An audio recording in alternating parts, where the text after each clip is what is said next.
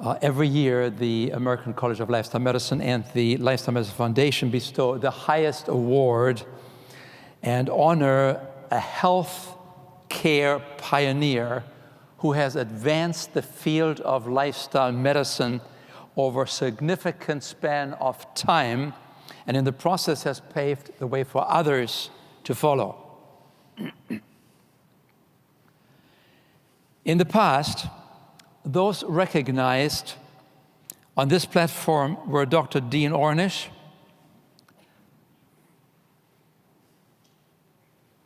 then Dr. Esselstyn, and then Dr. T. Colin Campbell.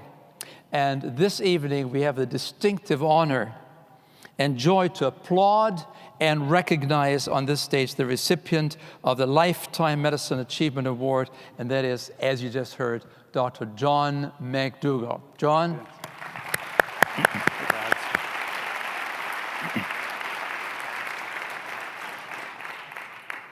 I found it very difficult to put together some kind of an interview, as we usually do, because this man has probably put at least 5 or more lives into one life of achievement. An unusual man, a most unusual man. It's just like love, which is sort of a many-splendored thing that is difficult to define, and that's John McDougall. Difficult to define, certainly not in 45 minutes.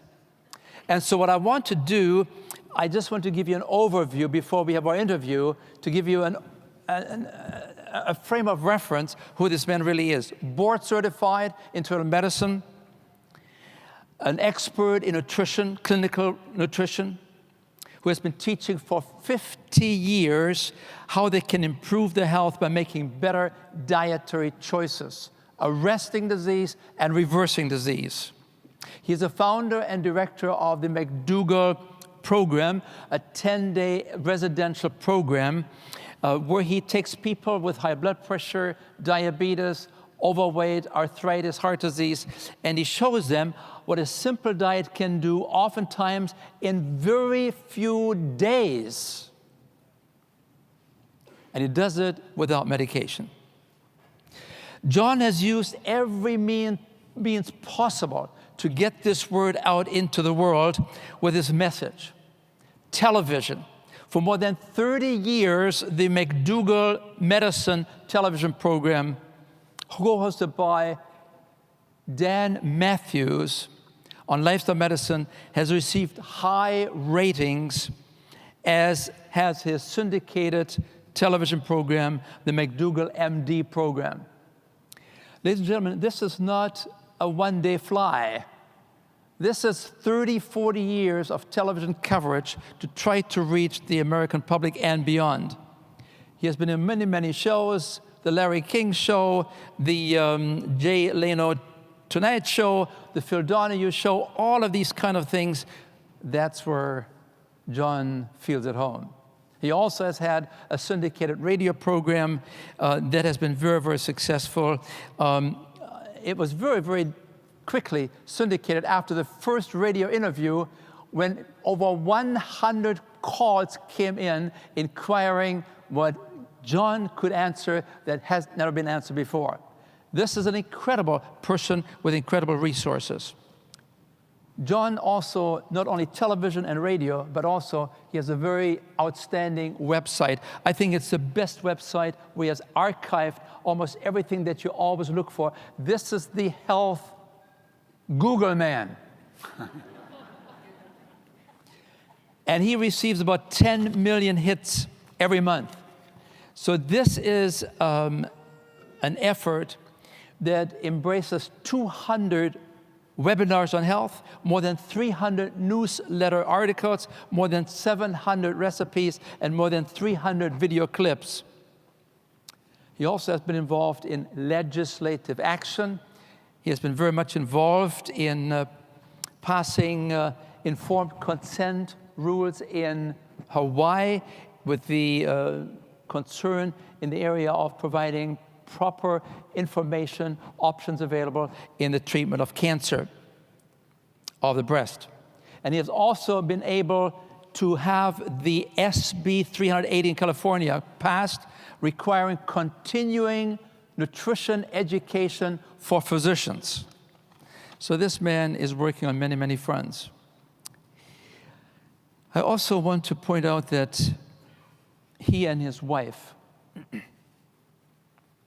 are the co-founders of the McDougall Right Foods program, offering vegetarian foods for people on the run, people on the go, that are available in more than 6,000 stores and outlets. Now, just in case this is not enough, let me add one more. The McDougalls have also been authors of 13 best-selling books on restoring health.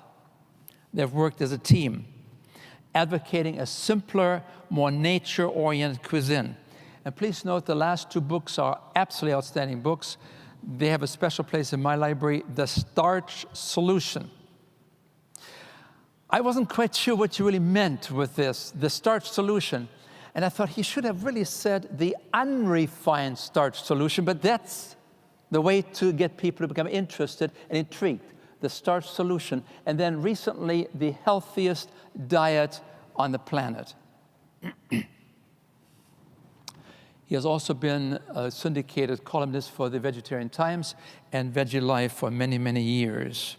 But last but not least, ladies and gentlemen, this couple has been the parents of 3 very accomplished children and 7 grandchildren. Is there anything else that you would like to know?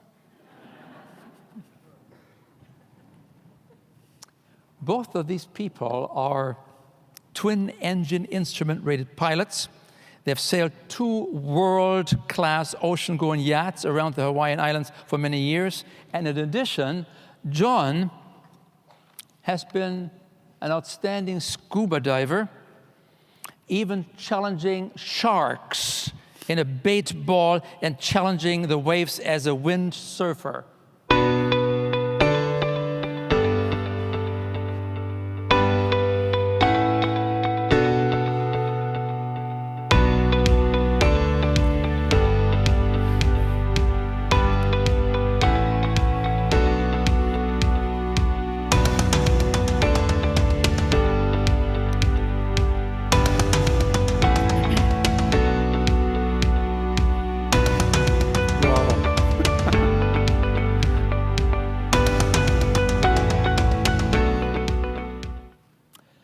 Absolutely amazing, wouldn't you say?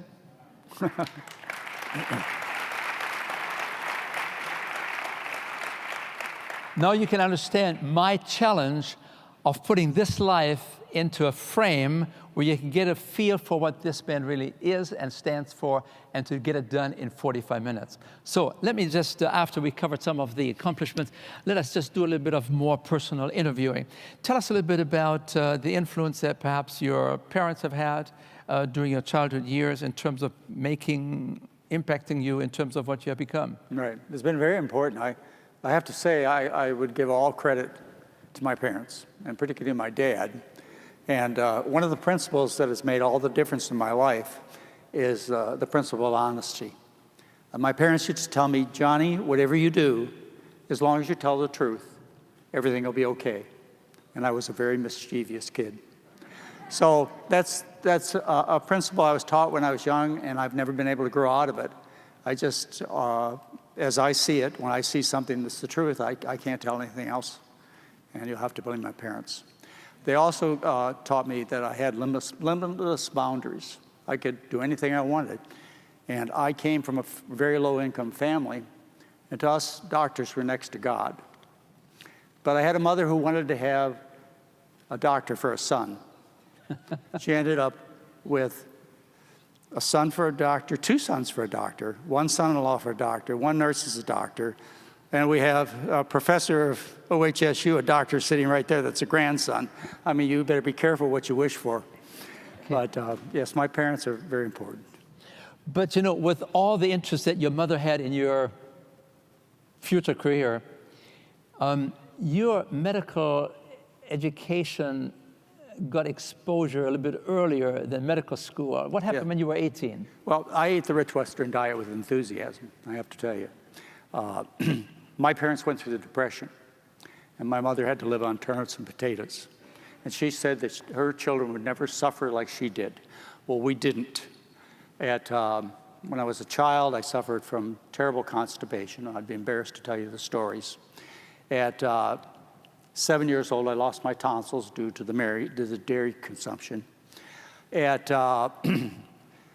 18 years old, I had a massive stroke. That's one of the reasons I walk with a limp today. I've walked with a limp for 54 years. You should see my jibes, my port jibes. They're really bad. That's a windsurfing term. Anyway, Now, just a minute. I think you were 18 years of age. Yeah. Massive stroke. Yes. I lost the entire left side of my body. I had a lacunar infarct in the right side. Was that kind of lifestyle related? Well, I knew it was, but I didn't know then it was. You know, back then we believed it was mononucleosis or something like that, some stress problem. They kept me in the hospital for 2 weeks, Hans. And as I say, we came from a family where we weren't of the quality of physicians. You know, physicians were next to God. And I spent 2 weeks with a whole bunch of gods, next to gods. And I watched them. They would come into my room and they would ask me, I would ask them, what's wrong with me? What are you going to do for me? And when am I going to go home? And each and every one of them had the same response. They go, I said, I can do that. So after 2 weeks in the hospital, I signed out against medical advice, went right back to school. I didn't even go home. But anyway, at 24, I had major abdominal surgery. They took my appendix out for good measure. I would have been dead or had heart surgery before 30 if I hadn't become a sugar plantation doctor and learned how to practice medicine for my patients. So that's really interesting. So then you ran into Mary? That's one way of putting it. Yeah, I went into Mary. You did. You had a short courtship? Well, let me tell the story from the beginning.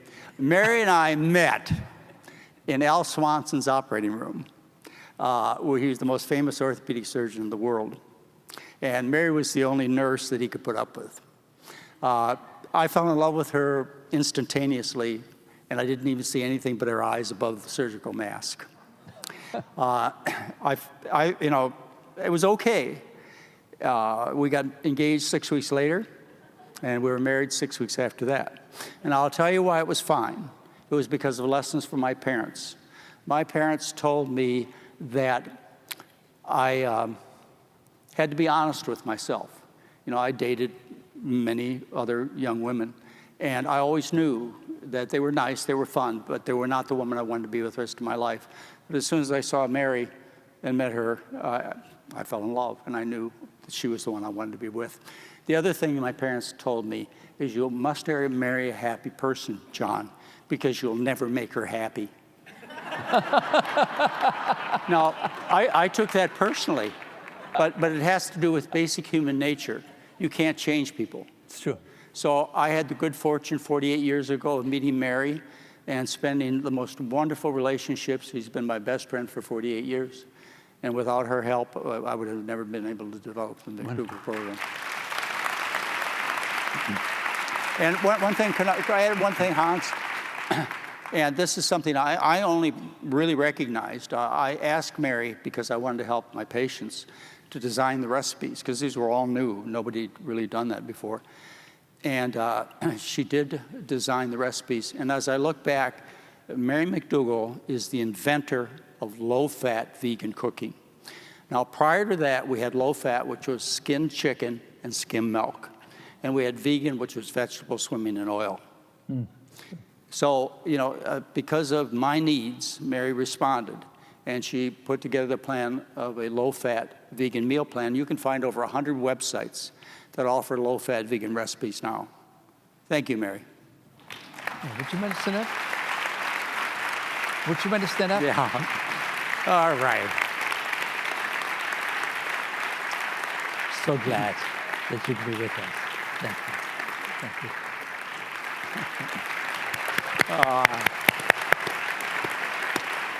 That's good.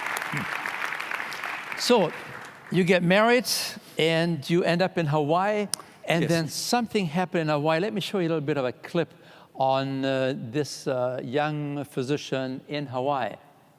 a young man walked into my office and he said to me, Dr. McDougall, do you think diet has anything to do with the illnesses of your patients?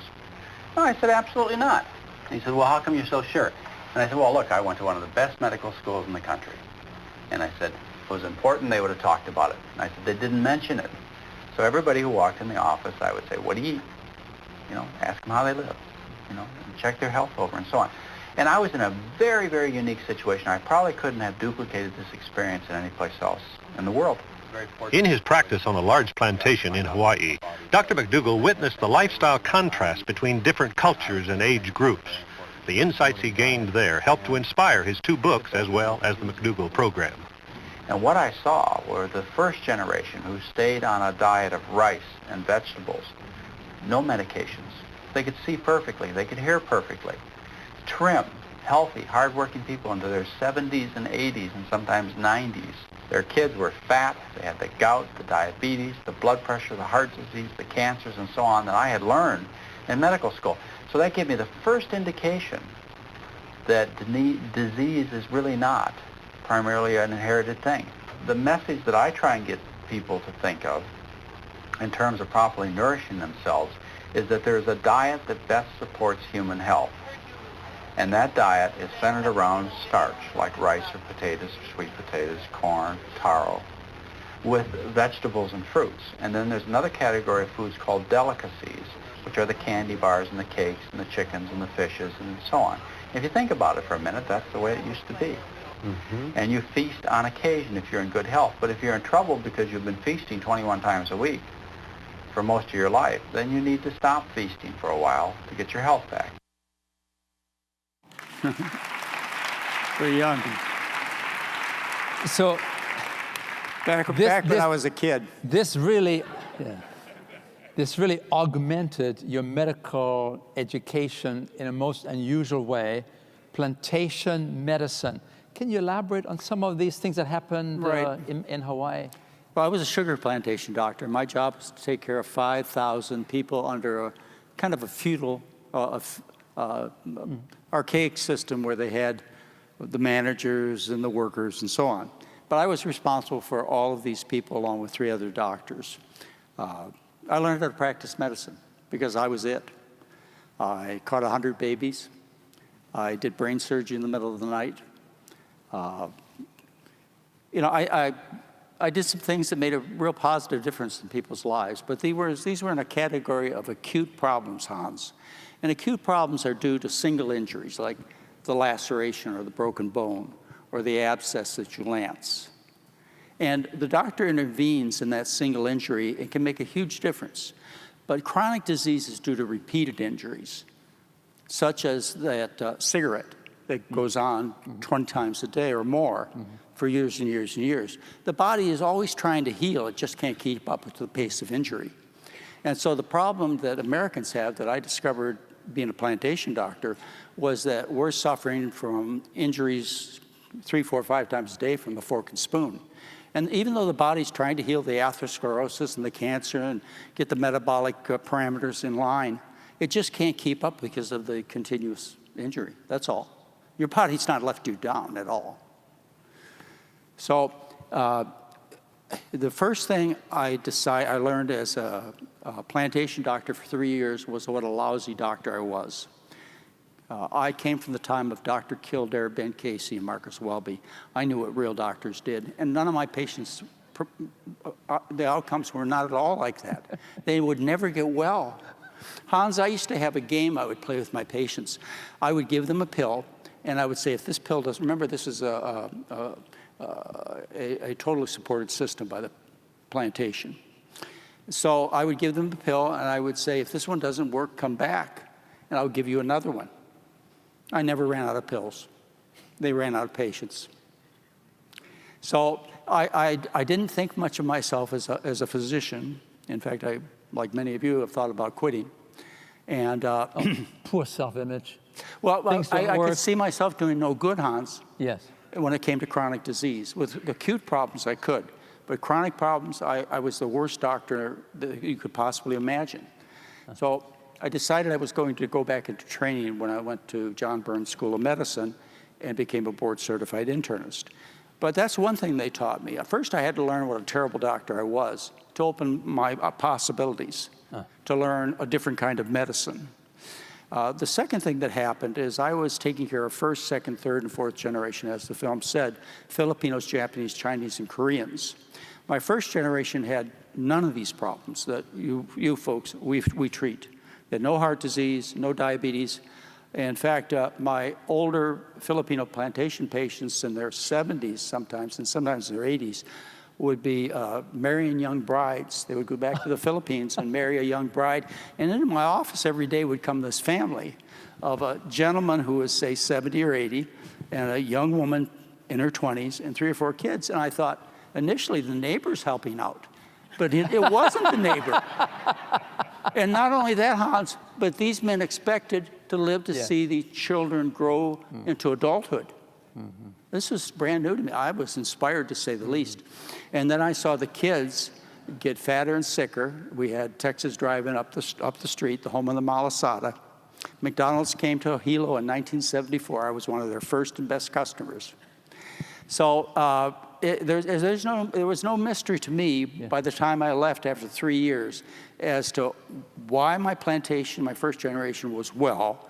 They came from lands where they ate rice. 90% of their diet was white rice and very little meat, no dairy, and fruits and vegetables. That was my first generation.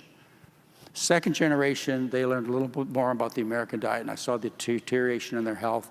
And the third generation, which became very Americanized in their eating, they were just as fat and sick as anybody I'd ever seen in any phase of my education. Huge eye-opening experience for you to observe this, right? Well, at least I knew you didn't have to get sick as you get older. Yes. And then I went back into training to become an internist. And the Queens Medical Center is on the same grounds as the Hawaii Medical Library. So every spare moment I had, I started going to the library, and I would pull off the books on the shelves. I had to dust them off because they were of no value, because the treatments were of no profit. So I would pull all these, like articles by Ansel Keys. Yes. I would pull all these different articles out, and I would read them. And that's how I changed. I learned this myself as a resident. And in the process, I almost got thrown out of residency twice. Because I challenged my professors. I learned not to do that. But so anyway, I had the advantage of the Hawaii Medical Library. As you know, I collected a huge library. After 3 years, I went out into general practice. And then in 1986, I had the fortune of joining St. Helena Hospital, where for 16 years, we took care of almost 3,000 people in a live-in situation and published some data on that. That's a residential program. That was a 12-day residential where you program. can monitor what is happening to people as you make... Hans, they're in prison. Oh, They're being brainwashed. I see. But they leave thinking this is the best vacation they ever had. Who brainwashes them? All our staff, Jeff Novick, Doug Lyle, Mary, myself. You know, we've got them, Hans. We just take and pour it into their heads. And we have people who... So they come through the door, you lock the door, 10 days, hours, Yeah. and things happen quickly. Immediately. I tell them the first night, which is Friday night, I say, by Tuesday, everything will make sense. But between Friday and Tuesday, we're going to have some tough times. And by Tuesday, you know, they're used to the flamingo going around on top of our resort. Yes. They're used to the food. They're used to being off all their drugs. And it takes them really another 5 days to really become comfortable that they're doing the right thing. And that's why the program now is a 10-day program. Very good. But my prediction almost always is correct. It takes from Friday till Tuesdays, like, 3 or 4 days. And then the patients turn around. You know, I understand that very well because, you know, I was with the Pritikin program where we had a 28, 26-day program. Yes. And I saw what happens within 3, 4, 5 days. Yes. It was absolutely amazing. You thought you had gone to Lourdes, to some magical place. Now, some of the people that perhaps influenced you then in that phase, what would you say? That was Dr. Kempner? I stand on the shoulders of 4 male mentors. And I really give all credit to them. And they were Dennis Burkett, Nathan Pritikin, Roy Swank, and Walter Kempner. Okay. Let me show you a film. But I want to say one other thing. Okay. I had one thing they didn't have. Each of them was a much smarter person than I ever could be. But I had one thing they didn't have. You had Mary. Mary. I knew all these men. Because, you see, there's one thing to tell you about it, but there's something totally different about making it possible. And Mary made it possible for my patients. And I want to thank you, Mary. Oh.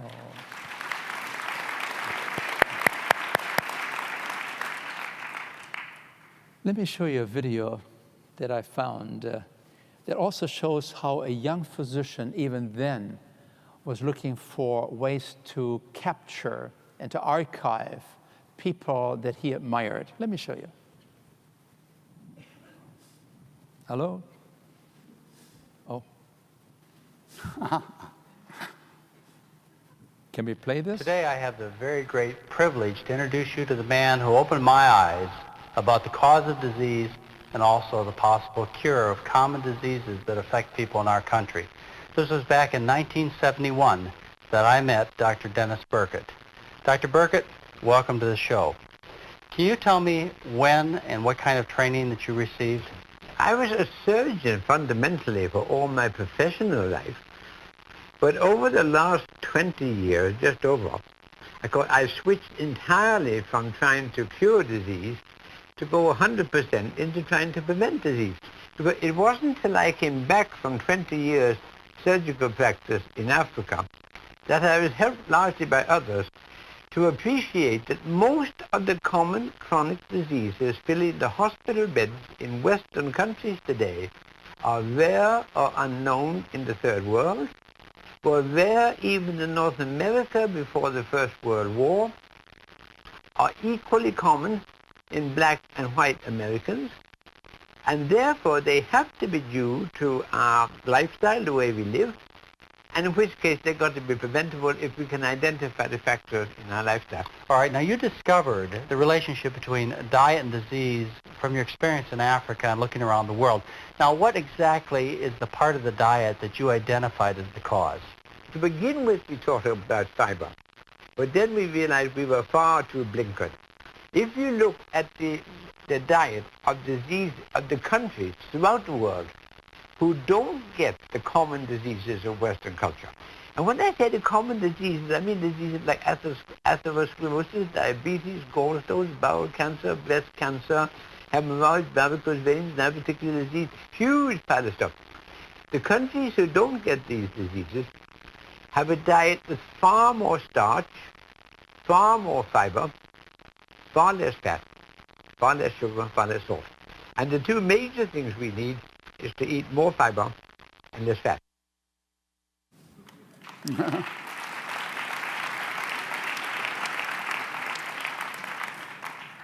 When we launched the CHIP program in Canada in 1988, the Complete Health Improvement Program, which was kind of taking the Pritikin concepts into the community and to transforming the society, as I learned from Dr. Pekka-Puska. As we did this, I felt the arrows coming from every angle at me from my medical friends and colleagues in Canada. And it was at that time that I invited Dr. Burkitt, who was a famous, famous man then. He was. I invited him to come to Canada from England 3 times a year to be my intellectual bodyguard to protect me.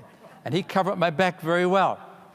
Now, so I have something in common there with you. Yeah. And that's why I have such a great admiration for you, the courage that you have had over the years, your feisty fighting for the truth that apparently goes back to your father's counsel. Be truthful, Johnny. Tell the truth.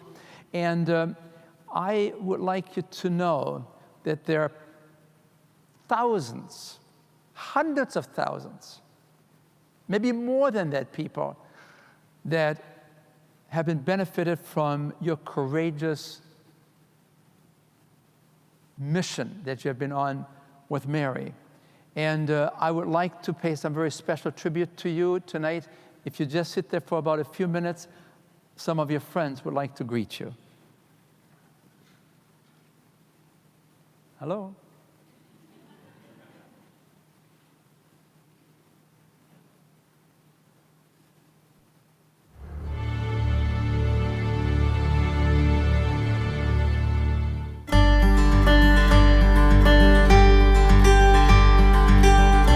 John McDougall is a doctor who became a friend and who basically saved everyone in my life. My wife, my father, my mother, my brother, my kids, even my mother-in-law, and many of my friends.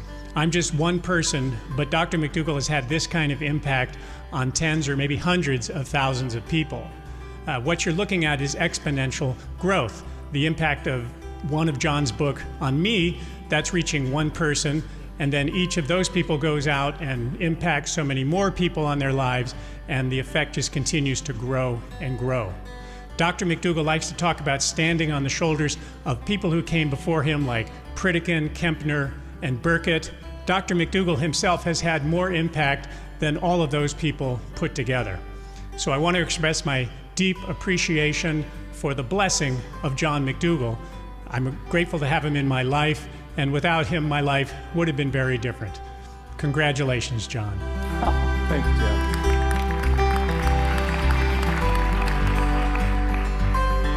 It's my great honor and privilege to congratulate Dr. John McDougall for winning the Lifetime Achievement Award from the American College of Lifestyle Medicine. John, I know no one more deserving. For over 40 years, you've continued to blaze the path that we all are following. I know no one with more integrity, your ability to speak truth to power, your courage, your ability to reduce complex ideas to ones that are easily digestible in every sense of the word, and your impact on the lives of millions of people who are alive today because of you, who may not be able to thank you, but I'm here to thank you on their behalf. So congratulations, John, and thank you for being my friend and my colleague and continuing to inspire me and so many others. Well deserved.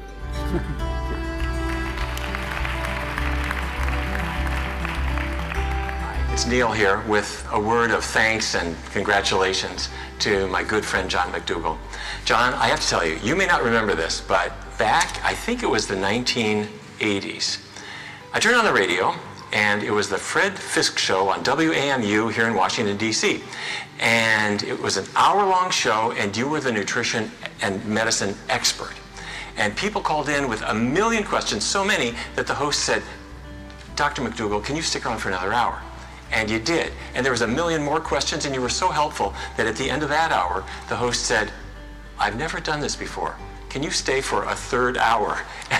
And you did, and you answered all these questions. You were so helpful and so kind and so incredibly knowledgeable for all these people. You'll never know who they were, but you really helped and inspired them. But the reason I'm saying this, John, is that you've done the same for me. Your work's not done. There's a lot left to do, but thank you for everything. Thank you for inspiring me, and thank you for healing and helping so many other people.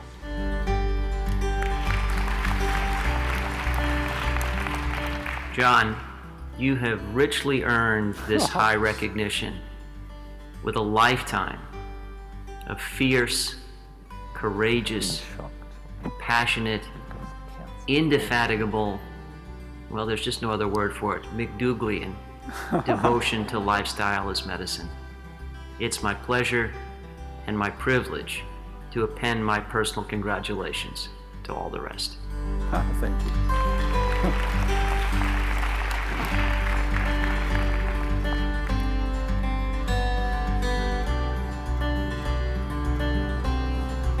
It has been a rich privilege to know you, John, and have some association with you for almost 35 years in the rewarding work of changing lives through your health and lifestyle recommendations.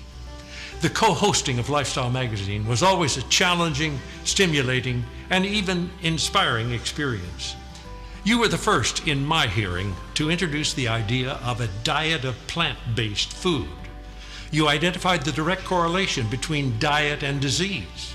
You came to our show as an honest scholar and practical clinician who never failed to understand the issues, had the right answers, and always fearlessly declared those answers. You courageously called everything as you saw it, no matter what it might net for you as a physician in the medical community. Your articulate ability to convince all of us of the truth of lifestyle medicine has certainly and effectively changed the lives of many more people than you will ever know. You've been a true pioneer, John, and trustworthy voice in helping lay the foundation for the dietary principles of ACLM. So, John, no one is more deserving of the American College of Lifestyle Medicine Lifestyle Achievement Award than you are. I honor you, Dr. John McDougall, and congratulate you on the significant recognition awarded to you by your peers who are also committed to health, wellness, and whole lives.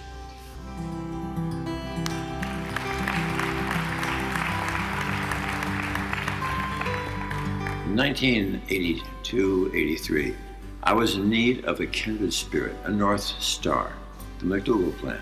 Later, I met John McDougall, whose imposing knowledge, candor, integrity, and loyalty sustained his conviction that the seismic revolution in health was possible through plant-based nutrition. It has been my honor and privilege to be John's friend, and I'm just absolutely delighted to see him receiving this award this evening.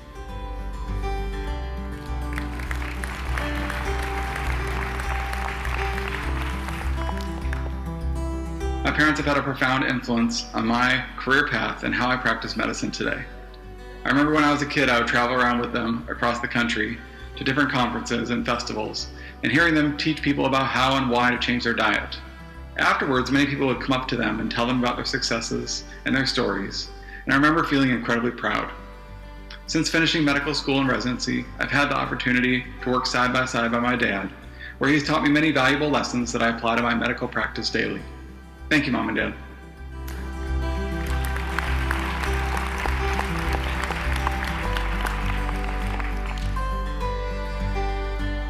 Hi, Dad. Words cannot express how happy and proud I am of you. Shoot. All my life, I have witnessed what courage really is. Standing up for what you believe in, no matter who tells you your ideas are wrong. And thank goodness for Mom. Let's be honest, Dad. Without her, the McDougall program would never have succeeded. No one would eat your cooking. Just as you never gave up fighting tirelessly for the truth to be told, nor will I. I am honored to carry on your legacy with the same staff you handpicked to help you run the McDougall program. Congratulations on receiving this much-deserved award. I love you, Dad.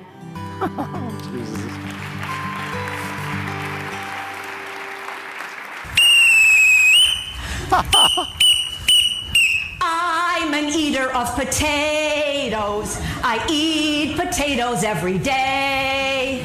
They're the reason that I am so trim, and this is what I get to weigh. Hey, hey, hey, John McDougall has a plan based on carbohydrates. If you eat them, you'll be thin and won't have ass or thigh weight. John McDougall, he's the man. He's as smart as Plato. Eating starch will make you thin.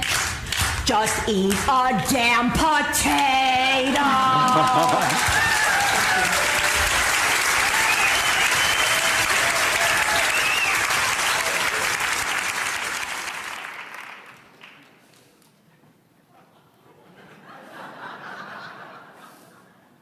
Hey, Hans.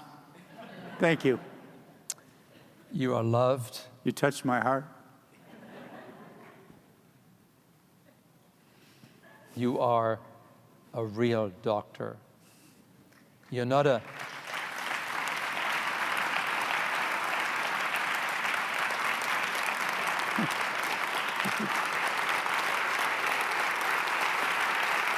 Thank you all. Thank you very much.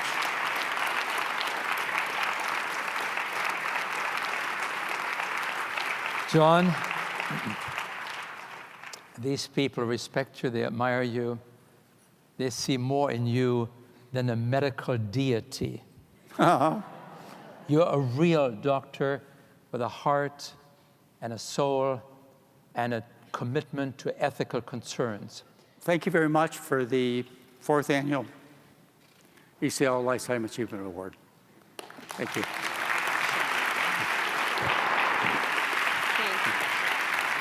So do I...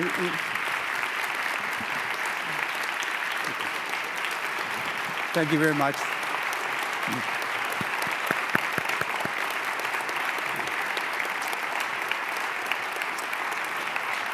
Thank you very much. We are grateful. We're grateful to ACLM's version of Johnny Carson. Our very own Dr. Hans Diehl. We're grateful to Dr. John McDougall, to the Lithuanian University of Health Sciences, to our Donald A. Pegg Student Leadership Awards, to our fellows who we've inducted, and to the recipient of the inaugural ACLM Dr. Ansel Keys Award, Dr. Pekka Puska. This has been a wonderful evening. So thank you, everyone. Thank you to ACLM's board for its leadership. And to all of you, have a wonderful evening.